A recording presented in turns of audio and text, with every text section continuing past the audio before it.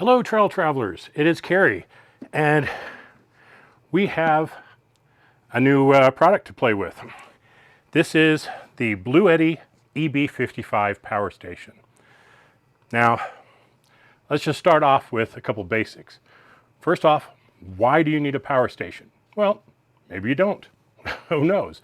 But if you are running a 12-volt fridge, you want to run it for overnight or maybe 2 days, depending on the fridge, or even longer, then a power station is the way to go versus connecting to your vehicle's battery and potentially not being able to start. So something like this can power all kinds of devices. As you can see, it's got 4 USB-A slots, a USB-C PD, so that's 100 watts there. That'll power pretty much anything, including my MacBook Pro. Over here, you've got 2 110, 120 volt ports over here. 2 of them have grounding plugs, 2 of them don't. You have a 12 volt, like cigarette lighter style, for those of you who still know what that means. And you have 12 volt outputs over here. On this side, you have, I believe that's an XT60 style plug for 12 volt input, and the other plug is for the AC adapter.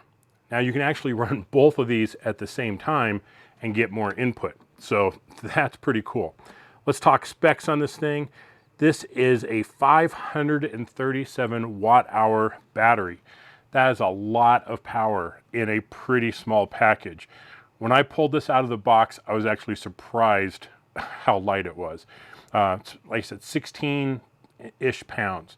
Oh, also on your outputs on top, you have wireless charging. So your current iPhones, Androids and stuff, just drop it on there and it'll start charging.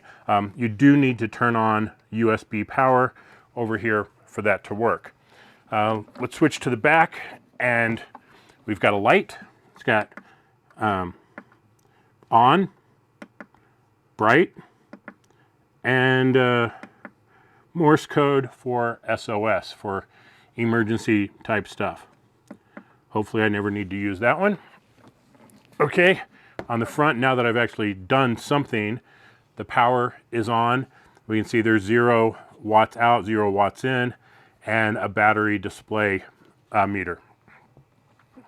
Now, if you've watched, I'm gonna go with any review of the EB55, you're gonna find generally people really love this thing. And what I'm gonna do is, instead of just going, hey, this thing's great, use it, we're going to go through a couple real world scenarios of how we are going to use this and why we were looking for a power station. Total coincidence that we had decided that it was time for us to get some additional battery power, and Bluetti reached out and said, hey, do you want to try the EB55? So I'm like, yeah. It's actually one of the ones that we were looking at because it has a big battery in it, and it also has a 700 watt inverter. Now, we have a Jeep JL, right? And that model has a 110 volt port in the back, but I think it's only rated for like 115 watts. So you can't put a lot of power drain on that. We also have a 300 watt inverter that we installed under the passenger seat. That provides a lot of power to do a lot of things at once, such as charging my MacBook Pro, charging the drone batteries, charging camera batteries, charging radios, keeping sure that while we are in motion or while the Jeep is running, we have quite a bit of power. It's when the Jeep is not running that if we start pulling 300 watts through that inverter, we're going to chew through our main battery pretty quick. So again, another reason why we wanted something like this. So nice big battery in here, like I said, over 500 watt hours and a 700 watt inverter. It can actually spike up over that significantly, but we're going to keep it to the basic specs here. What do you get in the box? You get the power cord, you get a big power brick. Now, unlike some other models of the Bluetti, this one has an external power brick, which does serve two purposes. One is it keeps the main unit nice and small, and all the heat from powering this is a 200 watt output. Yeah, I believe it's 25 volts, 8 amps. Yeah, I mean, this thing puts out some power. So this is going to get nice and warm. And keeping that heat away from this unit is definitely important for keeping the battery health in this unit good for as long as possible. Now, we'll get back to that point in just a moment. Now, it also has your standard 12 volt accessory plug to this XT60 plug in there, so you can charge it off of your 12 volt accessory port. Then it also has this other plug here, which same thing, has the XT60 on here, and two different plugs on here. These will go to Bluetti's solar panels. So pretty handy there. You also get a little battery cable strap and the instruction manual. Now, in terms of charging this, again, we have these different options, but one of the cool things about the EB55 is it can take multiple inputs at the same time. So I can have it plugged into 110 while also being plugged into solar panels or the accessory port. I can have multiple things plugged in here at the same time, which is pretty handy. So I like those options. In the Jeep, we're going to do something probably a little different than most people would do. Most people are going to run the 12 volt accessory port into this off, like I said, 12 volt accessories or cigarette lighter port, whatever you want to call it. All vehicles have them today. Some will stay on when the vehicle is powered off. Some turn off when it's powered off. The one that's in the front of the Jeep turns off. The one in the back stays on. Well, I don't want to keep this plugged in all the time, because it would be plugged into the back of the Jeep, which means it would always be pulling power from our main battery, which completely defeats the purpose of doing this. Now, I know some of you are like, yeah, but you can move this fuse in the fuse box and make it so that that rear accessory port turns off when the Jeep is off. Yeah, but I don't want to do that because we have other uses for that. Instead, what we're going to try is plugging the 110 into the 110 port on the vehicle. Now, I think it may draw too much power from the main one, but it should work just fine off of our 300 watt inverter. So that way, when we turn the Jeep off, we turn the inverter off, and now the refrigerator will be running off here, and anything else we plug into it will be running off here. Now, if we want to take the refrigerator out of the Jeep, take it to a picnic table, take it into some shade or whatever, well, great. We just grab the EB55 and take it with us. One of the design things that I really like about this is the handle. It's kind of embedded there in the back. So when you have it in the vehicle, it's nice and flush. So if you have something else that's going to go on top of it, that's fine.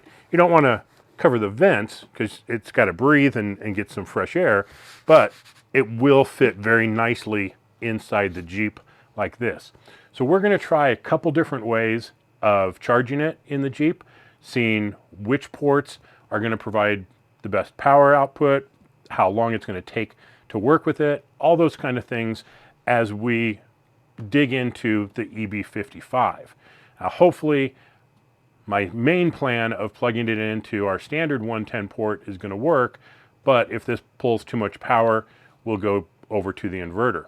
So next step up, this thing, get this thing charged up, make sure everything's working on it, check out all the ports, just double check, make sure that it's all working.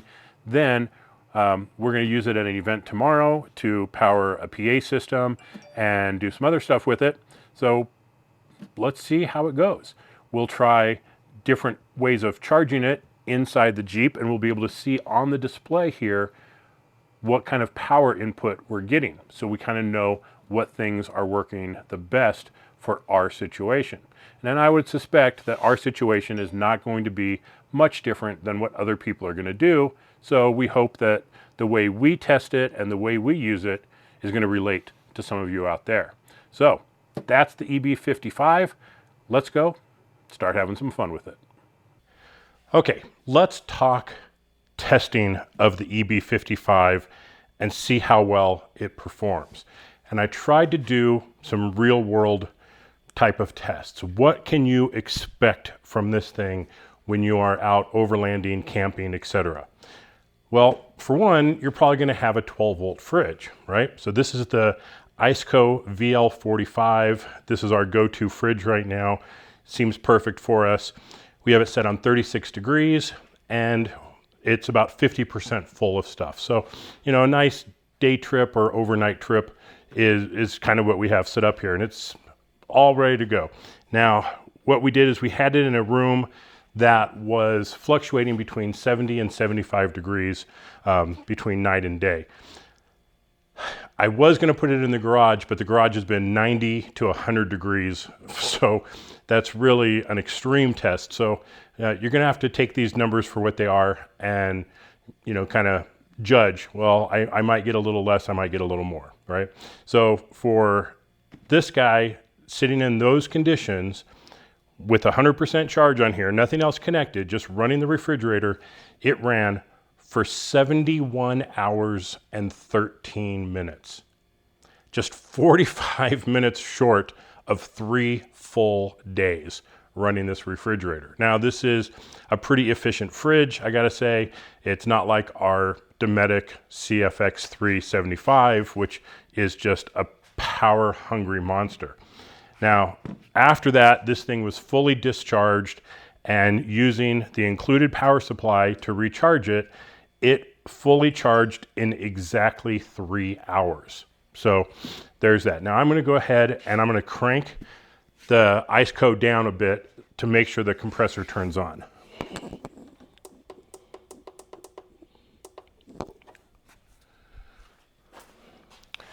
All right.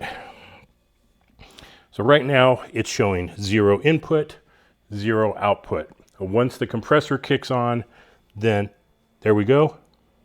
Now we're starting to hear the draw on there, and we're showing 32 watts, 42 watts, 49 watts, 51, and then it'll peak and then start coming down. What other things do we typically charge, right? Now this is probably not going to be the type of situation I'm going to do because I have power in our Jeep. We have inverters in there, so we try and keep things charged during the day. But we get back to camp and we have a ton of stuff to recharge. We got 3 DJI action cameras there. I'm going to plug those in and turn on the USB over here. We'll get that cranked up. How about some drone batteries? All right, so we've got our Avata batteries over here. So I'll see if I can get those kicked off here. Find a port that works well. And yeah, how about our Mavic 3 batteries? Yeah, let's get those cooking.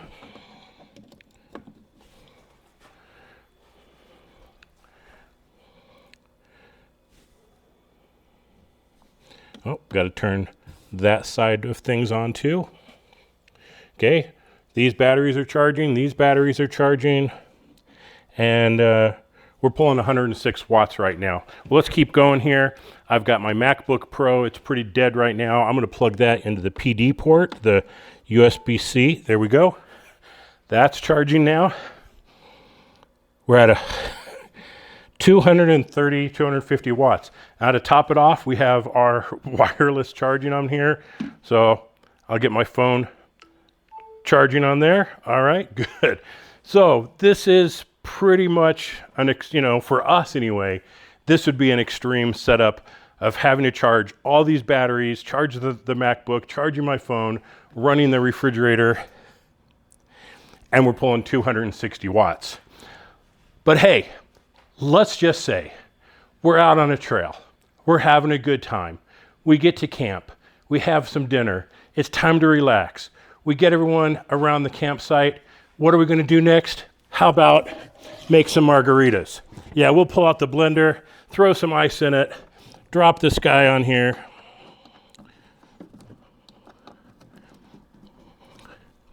Let's get the display back up here. All right.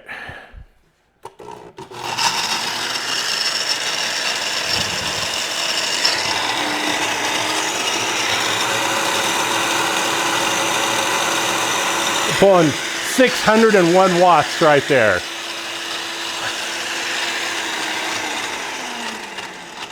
So, yes, 600 watts pulling out of the EB55. Crazy. Whoa, the fan actually came on this. Right now it turned back off. So at full power, or not even full power because it's got a 700 watt inverter in here, I finally heard the fans come on this thing. We turned that off. We're back to 257 watts. So yeah, this thing has got some juice to it, for sure. As I mentioned, it's got the light on the back, the handle built into it. So that's all the good, right? You know this thing can power all your accessories. So what about the bad? Are there bad to it? Well, there's one, and it really, really is annoying. The other, not so much. I mean, for me, I'm a total techie, and the way things set up in the Jeep, I don't have easy access to everything. I don't have easy access to the display to see the power on here. Man, if this thing had a Bluetooth app, heaven, I would love that, especially if it had the correct battery percentage on it, because the screen doesn't. And I know every person who has reviewed the EB55 has said this, but I'm going to reiterate. The screen has 5 bars on it. Each bar represents 20% battery. Okay, we're doing the tests. We got this thing running. It's on the last bar. How much power do I have? I have no idea. Do I have 20%? Do I have 1%? Literally no idea how much power is left in this thing. So when you're trying to judge how long you can run something based on the display, it's kind of some guesswork. And then once the last bar went away and there were no bars shown and the red light was on here saying the battery was low, it still ran the refrigerator for like 4 hours. So keep in mind, I guess there is some reserve once you run out of bars, but this 2040 6080 100, I mean, it's great from a visual, just a quick glance at it, but the screen turns off. So you have to walk over here, push a button to turn the screen on. And if you're going to do that, then you should be able to see the full battery percentage, the actual battery percentage, and know what you're looking at. So that to me is really the only downside of the EB55 is the display. Otherwise, I love the display. It's nice and bright and everything. It's easy to see. The unit itself is light. It's got plenty of ports on it. As you can see, it can power a ton of things. It's just that battery meter when you're trying to figure out, is my fridge going to shut off any minute now? Or do I maybe have 8 hours left? There's just no way of knowing when it's down at the end of that. So that's my only complaint. Now, I think this is a great unit. We are going to use this thing all summer long, all winter long. We are going to really use the EB55. I think for our lifestyle, the things that we do, this is a fantastic unit. The price point is fantastic. I'll put the price here on the screen so you can see all that. And Bluetti is offering you guys a discount code. So let me put that on the screen here. If you're interested in getting that, the particulars will be right here. It'll also be in the description. And if you are a member, if you've joined the Trail Traveler community on YouTube, just click next to a video, just click join. It's a couple bucks a month. Then you can see all the different discount codes that we offer. And I'm trying to add to that all the time, as well as other things in community discussion and stuff. But the discount codes are all in there as perks, and that really helps us. So it helps support what we do, getting out there and making videos for all of you. So that is the EB55. Again, this is going to be a big thumbs up for me. Very, very happy with this unit. It does more than we need, and I think that's great.